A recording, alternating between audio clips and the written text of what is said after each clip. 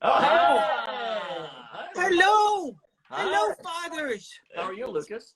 It's my two fathers. Yeah, exactly. We dressed up nice for you. That's a little twin. Guys, Hey! I'm totally kidding. It was me. I was talking, and I was doing. I had my hand. I was doing this, No. and then it makes it look like he's talking, but it was me the whole time. Victor Yerrid is a puppeteer and director, whose credits include Crank Yankers, The Dark Crystal, Age of Resistance, Mutton Stuff, and more. In part 1 of the Swazzle Lunch Break, we talked to him about his early days working behind the scenes of Sesame Street, what it takes to master television puppetry, and what advice he would give to someone starting a career in the entertainment industry. We started our conversation by asking him how he got his start as a professional puppeteer. I was a classical music major in college. I studied percussion at the Curtis Institute of Music. And if any of you have played percussion, you'll know that you spend a lot of time counting rests at the back of the orchestra. You sit there and you try to come in at the right time. And I loved it. And I was able to play with some really high-level musicians for a long time. But I also wanted to try other stuff. I started watching Sesame Street a lot and listening to a lot of Disney soundtracks. I got really into kids' music. And I got an internship at Sesame Street because I wanted to write children's songs. I wanted to write songs for them. So I was studying acting at the time. I was studying voiceover. I was just kind of I even took like a tap dancing class. I was trying, different ways to perform. And so I got that internship at Sesame Street in the music department. And that was the first time that I saw the puppets performed live on Sesame Street. I guess in my head, I kind of pictured like some weird trenches in the ground, like the puppeteers were like below the concrete somehow in a studio. And I wasn't very bright how it all worked. So when I got there, and it was what they call a Muppet insert day, which is the days where it's only puppets, no humans. And so they had all the raised sets and everything. And I was like, oh my God, that's so clever the way they do that. And look, the door is 6 feet off the ground. Like, I just thought it was fascinating. And I met another intern there named Tom Spina. Oh, awesome. Who, you guys know Tom, right? Yeah. Oh, yeah. His work is incredible. On What's his company's name? I should know that. Isn't it Tom Spina Designs or something? It is, but then I thought he also had some other. Anyway, he does amazing like Star Wars replica stuff and other replica things. But Tom was a puppeteer and a builder as well, and so he was working on a project. He was like, "Hey, do you want to come do this project with me?" And I was like, "Sure." And so I'd never puppeteered before, but he kind of started showing me the basics. And we did this kind of an independent little film that he had written. And then he and I and two other guys ended up starting a company together called Sleight of Hand Productions because it was puppets. Yeah, we didn't think of a great name.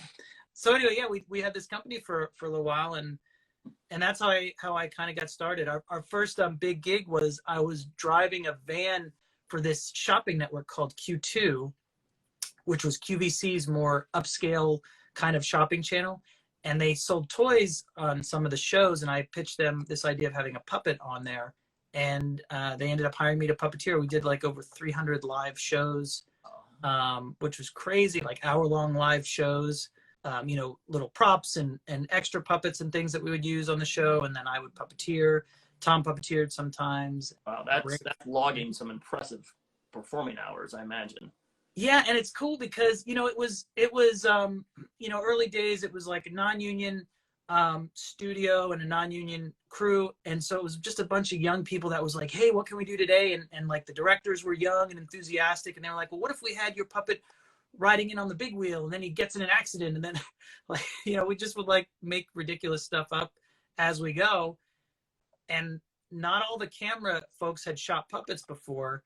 So like a lot of times I would see the preview monitor, what was coming up, and like my head would be in it. So I'd like try to adjust like to the frame, or like sometimes I would just like roll out of the shot and be like don't cut to that one because you would fully see me if they did. So anyway, it was just fun early days. It's interesting because when a lot of people ask, like, how do you get started in puppetry? One of the things we say is, like, just start doing it.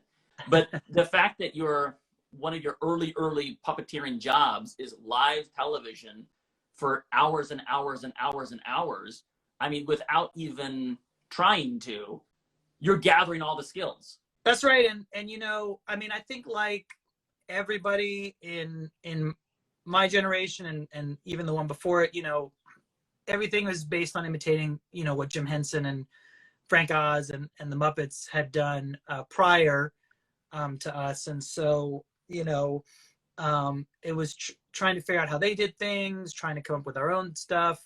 But really, that show for me was just great at developing character and improv skills. There was no one really saying it looked good or bad or otherwise. It was just us, you know, being arbiters of our own performance. Tom certainly had an eye for it much more than me. He had been around it. He'd been a lifelong Muppet fan. I was not. I was just somebody who grew up, you know, playing music and loved the arts and acting and other things. So I came to puppetry later in life. But Tom certainly was, you know, the one in those early days helping to keep the puppet straight and make it look right and that sort of stuff.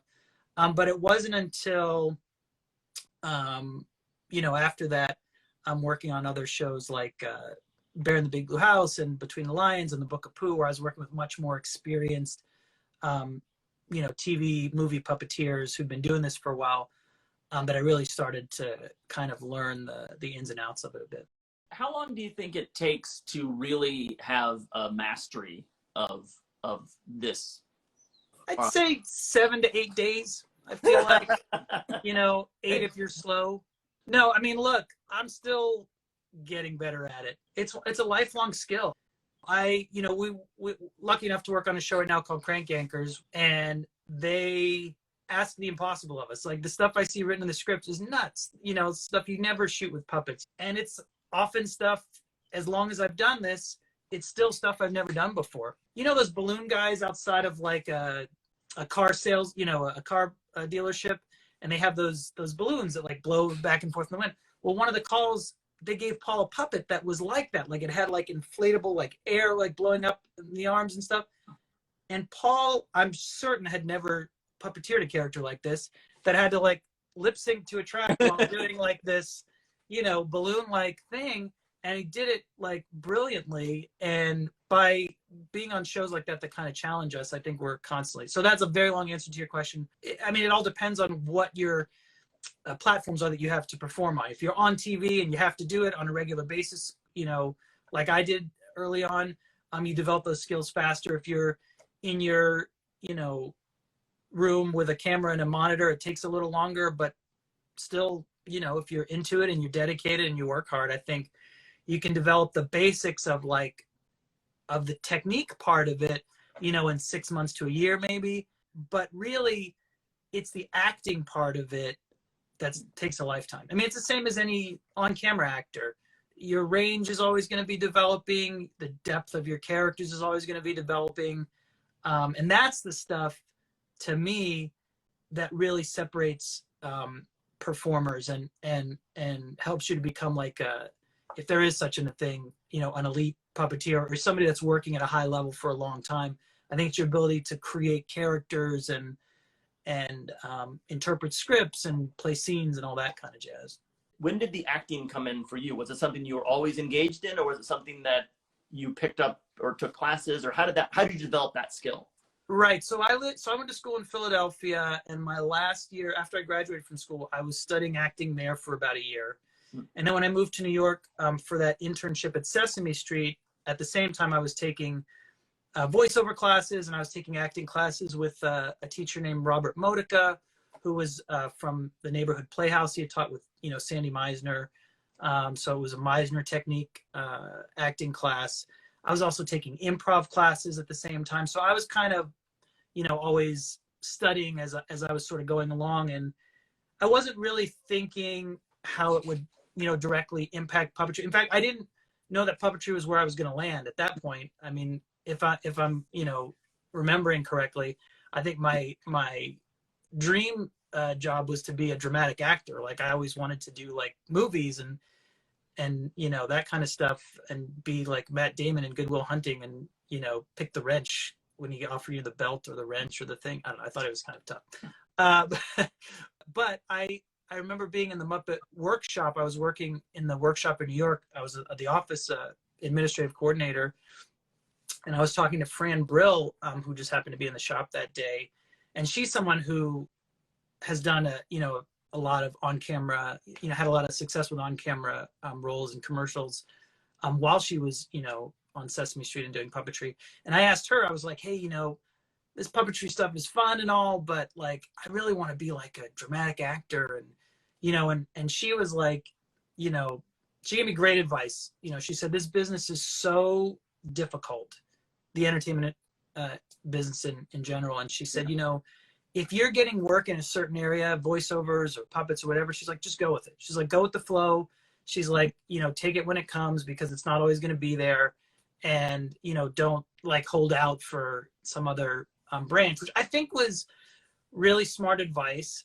Now that I'm a little older, a little more experienced, I maybe would have been terrible as a dramatic actor. I mean, maybe that was a ridiculous idea. So I think just going with where the success comes. I mean, you don't want to do something if it's making you unhappy, but right. But I think going with where the opportunity is really smart advice for this industry, which is so competitive, as you guys know. It seems like there are like two types of television puppetry. I mean, there's lots of types of puppetry, but it seems like with the more popular shows, there are character shows where people voice the characters, and then there's like lip sync shows, like Crank Yankers or Book of Pooh.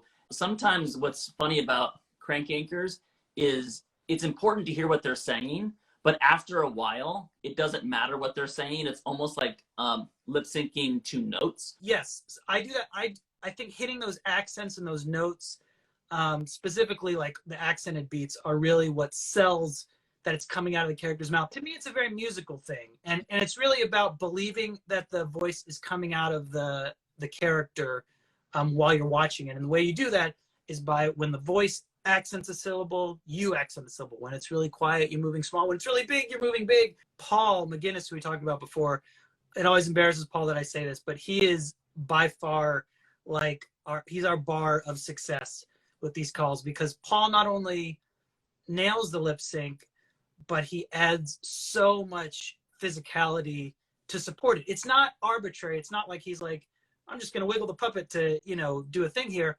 It's stuff that goes with the call. He's walking around the room. He's like looking at a coffee mug that's sitting there. Like he's exploring the space. He's just doing amazing work all the time. First season of the show, none of us had done this before. And we all we listened to the call a few times, and we kind of the very first time you hear it, you can fake your way kind of going off of it, right? To some extent. But we would get a little more familiar than that. And then we did the calls, right? We were like, it was okay. I think it was pretty good. Ron Binion was exceptionally good at it. The rest of us were kind of like, yeah, we got it. And then second season, Paul had done some of the first season, but second season he joined the cast full time and did his first call. And we were all just like, oh, come on, man. Like, really? Like, he just nailed it so hard. And I guess we all have to do that good enough. So then we all it became this culture of us practicing these tracks for hours and hours. And back then it was I had big headphones and a Sony Discman, walking around set with my Discman and back, skipping back a few seconds. But, his puppetry and his dedication to nailing that track really upped the bar for all of us, I think, in a big way. So I think our show, I think the technique is at a very high level, and I attribute that in large part to Paul, and also to Alice and Artie, who have been two of our core cast puppeteers since season 2. Artie's actually even since season 1, but really became a core member season 2. And those guys all just perform at a crazy high level. I don't know why we do it. Nobody ever knows it's us. We're never going to get any credit. Nobody cares. But we just want it to look good, and we challenge each other to make it look good. Join us for part 2 of our conversation with Victor Yerrid, where we discuss what it's like to work on the other side of the camera as a director. Please like and subscribe, and we will see you next time on the Swazzle Lunch Break.